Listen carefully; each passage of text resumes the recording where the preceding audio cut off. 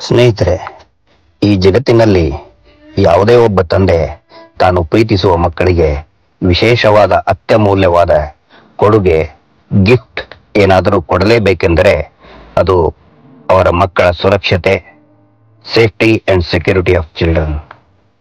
ಆದರೆ ಇಂದು ನಮ್ಮ ದೇಶದಲ್ಲಿ, ಅದು ನಮ್ಮ ರಾಜ್ಯ ಕರ್ನಾಟಕದಲ್ಲಿ ಪ್ರತಿನಿತ್ಯ ಹೆಣ್ಣು ಮಕ್ಕಳ ಮೇಲೆ ಅತ್ಯಾಚಾರ, ಕೊಲೆ, ಕ್ರೂರತೆ ಮಿತಿ ಮೀರ್ತಾ ಇದೆ.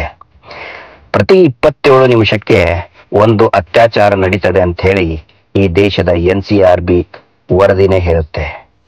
ಒಂಟಿಯಾಗಿ ನಮ್ಮ ಮನೆ ಮಕ್ಕಳು ಎಲ್ಲಿಯೂ ಹೋಗದ ಪರಿಸ್ಥಿತಿ ಇದೆ. ಕೆಲಸಕ್ಕೆ ಹೋದ ಮಗಳು, ಆಟ ಆಡುವುದಕ್ಕೆ ಹೋದ ಮಗಳು, ಶಾಲೆ ಕಾಲೇಜಿಗೆ ಹೋದ ಮಗಳು ಮನೆಗೆ ಬರುವವರೆಗೂ ಸುರಕ್ಷತೆ ಚಿಂತೆ ಕಾಡ್ತಾ ಇರ್ತದೆ. ಬರುವುದು ಸ್ವಲ್ಪ ತಡವಾದರೂ ಎದೆ ಢವ ಢವ ಎನ್ನಲು ಶುರು ಮಾಡ್ತದೆ.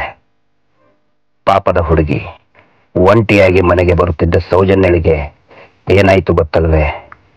ಆ ಮಗಳು ಸೌಜನ್ಯಳಿಗೆ ನ್ಯಾಯ ಸಿಗಬೇಕು ಮತ್ತು ರಾಜ್ಯದ ಹೆಣ್ಣು ಮಕ್ಕಳಿಗೆ ಸುರಕ್ಷಿತ ವಾತಾವರಣ ನಿರ್ಮಾಣ ಆಗಬೇಕೆಂದು, ಮಹಿಳಾ ಹೆಲ್ಪ್ಲೈನ್ ಆಗಬೇಕೆಂದು ಮಹೇಶ್ ಶೆಟ್ಟಿ ತಿಮರೋಡಿ ಅವರ ಜೊತೆಗೆ ಎಲ್ಲ ಸೌಜನ್ಯ ಹೋರಾಟಗಾರರು ನಿರಂತರವಾಗಿ ಸಂಘರ್ಷ ಮಾಡ್ತಾನೆ ಬರ್ತಾ ಇದ್ದಾರೆ.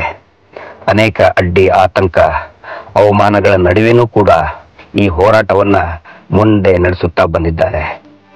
ಈ ವರ್ಷದ ಫಾದರ್ಸ್ ಡೇ ದಿನ ಎಲ್ಲ ಅಪ್ಪಂದಿರು ತಮ್ಮ ಮಕ್ಕಳ ಸುರಕ್ಷತೆಯ ಸಂಕಲ್ಪ ಮಾಡೋಣ. ಸೌಜನ್ಯಳಿಗೆ ನ್ಯಾಯ ಮತ್ತು ನಮ್ಮ ಹೆಣ್ಣು ಮಕ್ಕಳ ಸುರಕ್ಷತೆಗೆ ಆಗ್ರಹಿಸೋಣ. ಸೌಜನ್ಯ ಹೋರಾಟಕ್ಕೆ ಬೆಂಬಲಿಸೋಣ.